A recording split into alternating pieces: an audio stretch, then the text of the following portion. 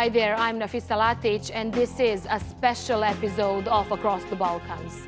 We've uncovered evidence that Greek authorities are forcibly pushing back asylum seekers at sea. We've gathered testimonies from several women who have endured the unimaginable and survived, and are now struggling to make a life for themselves in Greece. They all tell stories of beatings, mistreatment, and attempted pushbacks. The European Union is urging Athens to investigate. The Greek government denies all such reports, saying it operates within international law. But the UN Refugee Agency describes Greece's actions as a clear violation of the Refugee Convention, the European Convention on Human Rights, and the EU law. Here is Katarina Petrovic's film on pushback survivors.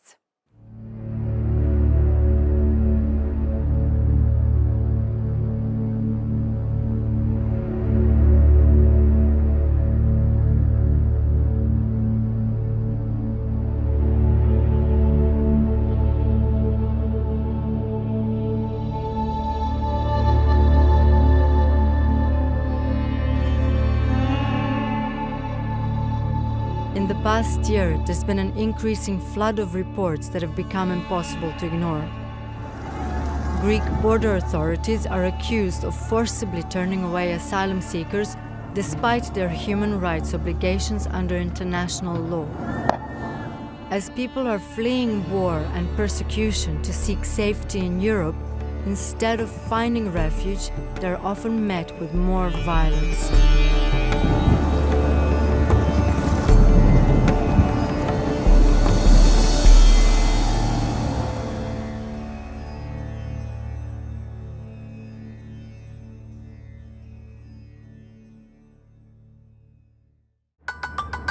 I took a late-night flight from my hometown Belgrade to Greece as soon as I was notified that a woman I'd read about has agreed to speak with me. She survived multiple pushbacks and is hiding on the island of Samos with her 3 children. Before going to the island, I spent some time in Athens to hear from women whose asylum requests have been rejected. Since there's been overcrowding in the islands where they arrive, they're allegedly sent to the capital and left to wait indefinitely. So I've come to this park where I've been told that many migrants gather to socialize, exchange information, or just spend time because many of them don't have jobs, so they just come here.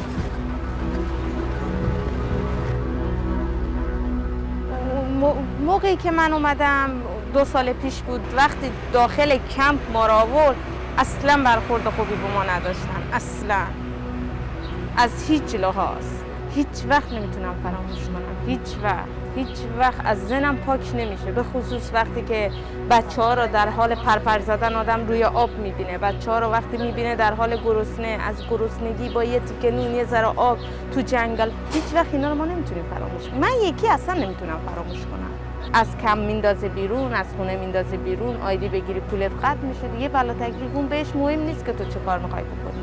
کار به آدم نمیده، بعد مدارکای آدم 6 ماه 7 ماه طول میکشه، بدون وکیل کار نمیکنن. قشنگ خود یونانی‌ها با آدم میگن برو وکیل بگیر. منی که پول ندارم وکیل از کجا بگیرم؟ 3 سال که اینجایم، 10 سال 13 سال میشه که افغانستان من ترک کردم. So how many times have you tried to cross the border from Turkey to Greece? من 5 بار. پنجمیش دیگه رسیدم. 4 بار من تلاش کردم، پنجمیش رسیدم یعنی. 3 بارش هم که زندان رفتیم. پلیس که یاره روی آب به ما تیراندازی شد، چون کشتی ما از اون کشتی ماهیگیری ما رو سوار کرده بود از اون بر، دیگه تیراندازی کرد، دور ما رو گرفت تیراندازی کرد و سر مرز ترکیه با پسرم که تیراندازی شد، سربازا مثلا خانم جلو رد شد، مردا عقب مونده بود، اونا رو گرفتن رد مرز کردن. من جدایی از همه بدتر که من نمیدونستم بچه‌م الان کجاست. واقعا تو اون صدای تیراندازی اونا تیر خوردن، اونا زنده هستن، اونا یا دور از جونش کدام اتفاق برایشون افتادن. To reach the EU, most asylum seekers first pass through Turkey, the country with the most refugees in the world. In 2016, the EU promised to pay Turkey €6 billion as a part of a deal to stop the flow of migrants. By 2020, Turkey accused the EU of falling short on its commitments, both financially as well as on its promise to take in more Syrian refugees, and announced that it would no longer stop would-be asylum seekers from trying to leave. Greece soon found itself overwhelmed by a flood of arrivals, and that's when the pushbacks began. Hello. Can we go in? No. No?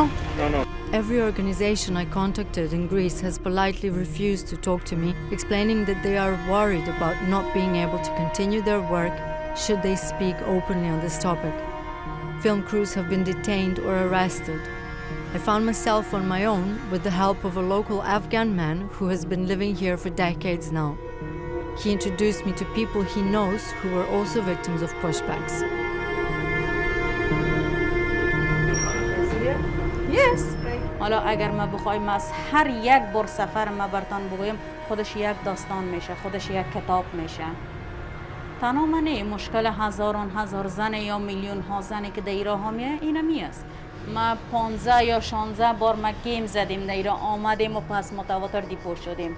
تلفن، لباس، غذا، آن چیزی که مسافرها در جیب خود داشته باشه همیشه پلیسا میگیردشان. بگه به کسی گوش نمیکنن. اگر هم زیاد برشان اصرار کنی لطت میکنن. رد شوند. میگرفتن دیپورت میکردن. هر بارم که کوشش کردیم دوباره دیپورت شدیم. تا ای که آخر سر راه پیاده را انتخاب کردیم. یعنی خیلی کسا دور آی جانای خدا از دست دادن. راهی است که اصلا خانما دور آمدن نمیتونن. من هیچ گل پوشی هیچ چیزم رایم نداشتم. چرا؟ چون ما آوردن نمیتونستم درام. چون من تنها بودم. راه مشکل بود. من فقط خودم میتونستم ببرم. بالای سرت آسمان است و زیر پایتم زمین. نه خانه، نه کار، نه زندگی. نه حتی از این که بفهمی چی در انتظارت است. واقعا برادم خسته کننده میشه. واقعا برادم طاقت فرسا میشه. حتی شاید منجر به مرگ ما میشد. اما در اون لحظه من نمیفهمیدم چی کنم. شاید میخواستم واقعا خدا بکشم راحت شم.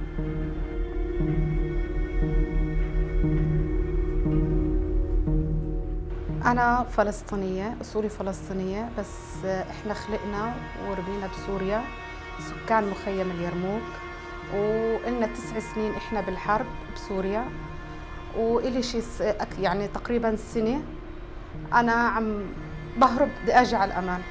رحلة الموت لما أنا وصلت على اليونان يعني شفنا الموت بعيوننا. إحنا أسبوع كامل إحنا نايمين بالغابات، صعب كتير.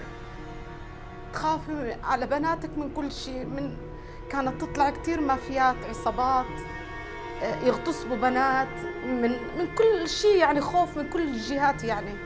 فإحنا كان عندنا حلم إنه إحنا بس نقطع من اليونان، إنه هاي الغابة إحنا نقطعها. حلم إنه إحنا نفوت على الأمان. لما احنا نفذنا ورجعوا بابا ومعه 5 رجال و5 نسوان، انلقطوا ورجعوا. فضلوا 5 ساعات يمشوا، كانت الدنيا مطر ويمشوا بالطين. حتى اليونانيين شلحوهم بواطن ورجعوهم حافين على تركيا. وهو راكب بالبلم مشان يقطع النهر، قطع النهر، فات على اليونان، انلقط بالغابة. اليونانيين رجعوه الساعة 11 بالليل على تركيا عن طريق النهر. قام قلب فيهم النهر وغرقوا. كانوا 10 رجال، ماتوا 2 وبابا غرق، وانقذوه اخر شيء وطلعوه على المشفى. ضل يومين بالمشفى بابا يتعالج عقد ما بالع مي، وكانت الدنيا 11 بالليل والشتاء. في 2 ماتوا من النجوع. 2 معه ثاني يوم لقوهن على الضفة. هو ضل أبكي أنا.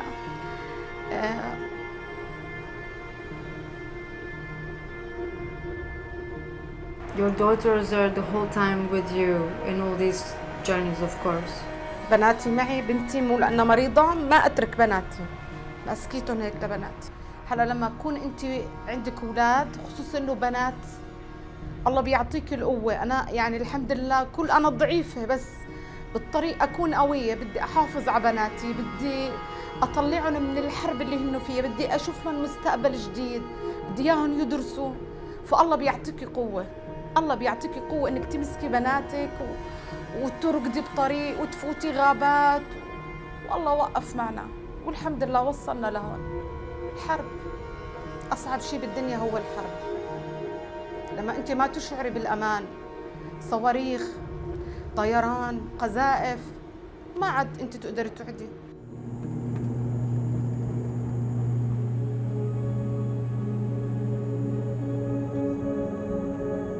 Samos is one of several islands that house refugees in the eastern part of Greece. It is known for its wine, its small size, and for the past few years now for chronic overcrowding. The situation has been growing worse as asylum seekers have been arriving by boat from Turkey to join thousands of refugees who are already here. People say the Greek government has failed to do its part and that both asylum seekers and the island's permanent residents are being neglected. We've been told not to film out in the open on Samos, as the locals have sometimes been hostile towards camera crews due to how they believe the migrant crisis has affected their tourism and livelihoods. Even though we've been welcomed by anyone we interacted with, we avoided saying why we are here and have switched to shooting with our phones. The woman hiding in Samos, whom I was waiting for, is a victim of multiple pushbacks. She did eventually manage to find her way to safety and is here with her 3 children. After having spent time in a camp here, she's now waiting for her refugee status to be approved. We picked Lina up from her temporary lodging and drove to the beach on the other side of the island so she could show us where she managed to finally escape the police. بتذكر أول شي جينا عند الصخر، بس قالوا لازم نيجي عند الشط عشان يقدروا الأولاد والنسوان الموجودين بالبلم يكون أسهل عليهم إنهم ينزلوا. جينا على الشط هذا، بس ما كان فيه ناس طبعاً، ما كان فيه هيك. طولنا 7 ساعات. نزلنا الشباب اللي معنا عشان يعني لو شافنا بوليس ما يرجعنا، فزروا البلم ونزلوه. وهون رمينا كل اللي كنا لابسينهم الفستات هذول تاعون البحر، رميناهم وصرنا نمشي وطلعنا على الجبل من الجهة الثانية. أصلاً يعني كنا كتير خايفين ومتوترين، يعني أول ما وصلنا صار خوف أكثر إنه لا سمح الله إنه هيشوفونا ونرجع. هذا الخوف اللي كان مسيطر علي. يعني مرحلة البحر تجاوزناها الحمد لله، إنه خلص إحنا وصلنا صرنا ببر أمان، بس إنه خايفين حدا يشوفنا ونرجع. يعني كنا نسمع كثير عن ناس توصل وترجع ويغرقوا بالبحر. وقطعنا الشارع وطلعنا على الجبل فوق وحاولنا نتخبى، يعني أخذت الأولاد وطلعنا نركض طبعاً بطريقة هستيرية، وطلعنا فوق تخبينا بالجبل ورا الشجر. يعني حاولنا نطلع فوق ونتخبى ورا الشجر. ما بعرف هون هي زي هيك طلعنا ضلينا فوق. That's where you were. شفنا البوليس اجا بلم هدول الخوذ اللي شلحناهم، قامهم اخفاهم والناس اللي معنا اخذوهم بالسياره. ترجمي لها. اخذوا كل اللي معنا، قولي لها جاها تلفون تاكدت من المهرب انه اللي معاكم كلهم انمسكوا، ديروا بالكم. تخيلي هذا الرعب، انه حدا بسمعنا الو بوليس. رعب كان رعب. يعني ما بدي اولادي يحكوا، ما بدي يعني، وبدهم ياكلوا وبدهم يشربوا، ماما بردانين، شو اعمل؟ ما في عندي حل. كل اواعيهم مي كانت نهار كامل وهم بس باواعيهم وهي مي، لا اكل لا شرب. صرت اجيب علب العصير الاقيها هون مرميه، صرت ادور بدي يشربوا مي وافتحها وابللهم بس تمهم شوي.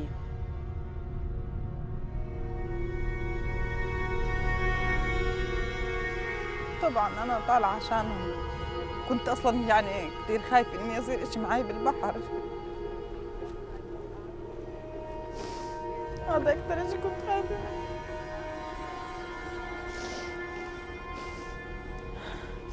انه حامله 3 اولاد ونازله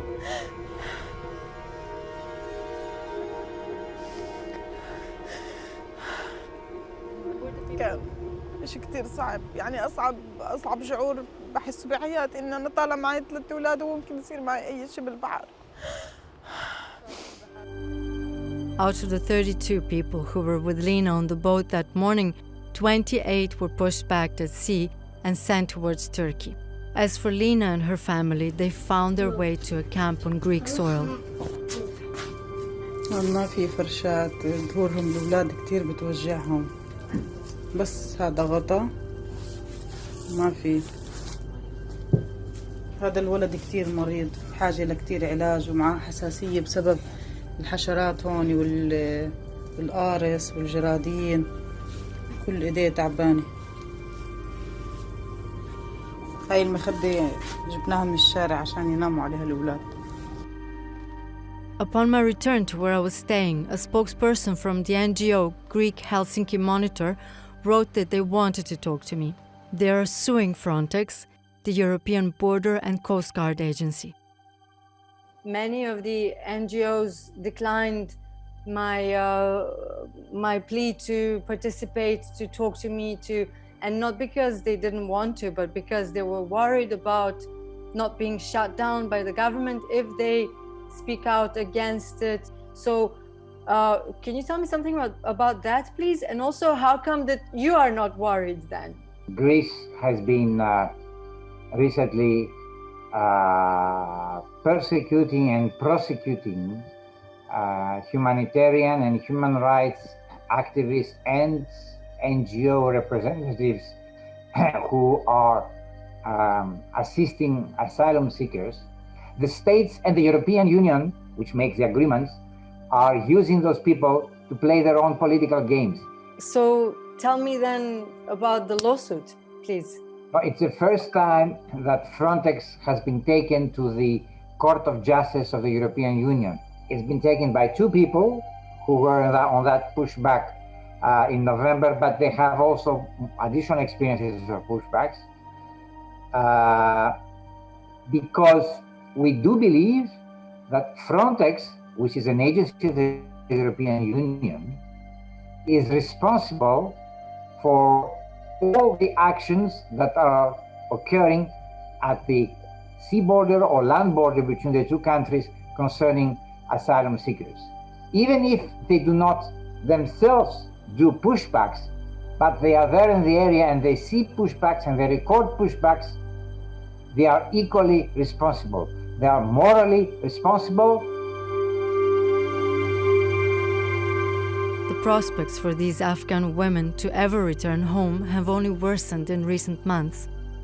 The dramatic turn of events that saw the Taliban return to power in Afghanistan have forced thousands more to flee the country. After having heard the stories of the women, it makes me wonder whether the harsh road that awaits them is just the lesser of two evils.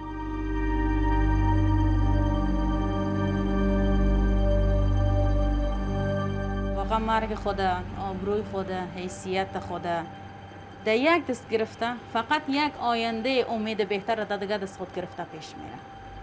مشکلات من از 6 سالگی شروع شده تا الان 35 سالم. بلا تکلیفم اینجا بخوام بمونم چیکار کنم؟ هم افغانستان به جنگ میبودم بهتر، اون یه بار میمیره آدم، میمردم بهتره. اینجا من 1000 بار مردم و زنده شدم. Recently, Lena and her children had their refugee status approved and were given passports in order to be able to leave Greece and be resettled in another EU country.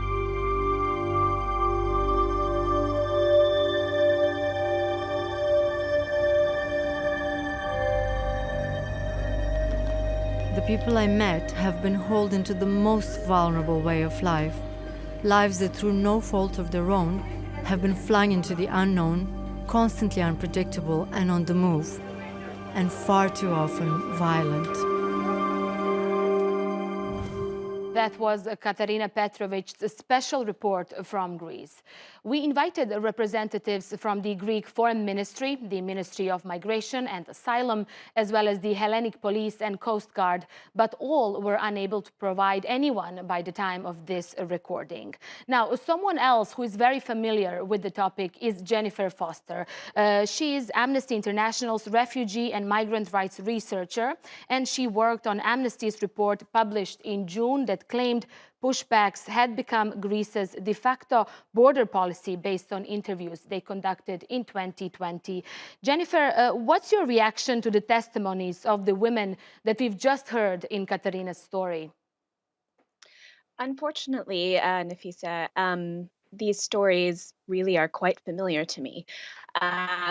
Nothing in the stories that Katarina has investigated really surprised me in any way. Amnesty International has been investigating pushbacks from Greece into Turkey since 2013, and all of this continues to happen. Unfortunately, Amnesty International also recently investigated, and we published our report in June, as you mentioned, and nothing has really changed except for perhaps the intensity of and/or frequency of these pushbacks. Jennifer, we've finally seen the EU reacting to several similar reports of pushbacks. Let's listen now together to what the EU's Home Affairs Commissioner said. My discussion with the Greek minister was different, and I have made clear that I will not accept that Greece do not do the investigations on this. We have to protect our external borders, but we also have to protect our values, the rule of law and fundamental rights. And this is absolutely possible to do together. And all member states have a responsibility to act in line with that. And this will also hamper the reputation of the whole European Union if not. Jennifer, why do you think it took so long for the EU to respond to what's been happening at its borders, as you said, for years? That's a great question. Unfortunately, I can't answer it. I have no idea what's taken them so long. However, it is very important to note from Ms. Johansson that she's right on the money in terms of what we have also said, that any violation at Greece's borders is a European-wide problem. Any violation that happens that's part of EU policy or practice on behalf of Greece is something that they must also claim responsibility for, and the EU must properly investigate it and take action. Right. Let's listen now to what the Greek immigration minister said following the EU's call for an investigation. We obviously said that Greece does protect its borders. There is European regulation on how to do so. We think that we protect our borders fully in line with European acquis. When there are allegations that in some cases we don't do so, we always investigate such claims. Can we now expect, Jennifer, with these latest developments and the strong reaction from the EU, finally a different approach from Greek officials? I would hope so, but unfortunately, past behavior has not given me much hope for that to change. One of the biggest challenges that people have experienced that we've spoken to, and that I imagine your own reporters have also uncovered, is that when the violations occur, particularly over the Evros River, which is what our report primarily covered in June, is that people's phones are confiscated. Very little evidence remains for anyone to try and prove what has happened to them. Pardon me. So any allegations that Greece supposedly has investigated in the past have often borne no fruit. They say that they can't prove it happened. There's no way to tell or to connect any individual with the particular incident reported.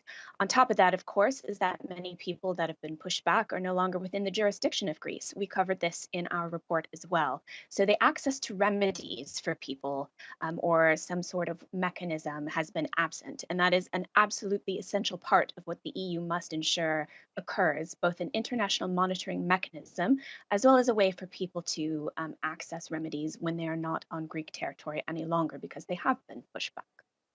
Yes, I do want to bring in here the EU responsibility in all this too. Do you think the EU failed in some way to help Greece deal with the crisis at its border? Greece has long suffered with the number of people. So any of the states that are on the external borders certainly need bolstering by all EU member states. So as I say, this is a European problem. This isn't just a problem of the border states managing everything. So unfortunately, I don't believe that they have received the support that they probably needed in order to effectively manage this. And so that is an essential piece of the puzzle that is missing. The situation in Afghanistan, as you probably follow, is dire, and the UN Commissioner for Refugees, Filippo Grandi, has asked the EU to take in around 42,000 Afghans over 5 years. It doesn't seem a big number when you consider the EU's population. So why are some countries against accepting more refugees? I am not entirely sure why they continue to say that they are against it. However, you're right. The responsibility sharing is minimal, and we would hope to see an increased number of states accepting refugees, both through the UN mechanism for resettlement, as well as ensuring that they accept spontaneous arrivals and they process them with dignity and respect, in full respect of their rights. So at the end, what is a sustainable solution? Is there one, in your opinion, on how to protect people arriving in Europe who are just seeking help? Individuals who are coming to European borders and who are in need of protection must have their rights respected. They are required, before expelling anyone, through a legal process to ensure that the individuals do not have a need for protection. So the flip side of that, of course, is that states are obligated to ensure that people are evaluated for their protection needs and they are not returned to any place where they may face a serious risk of human rights violations. People also have the right to due process.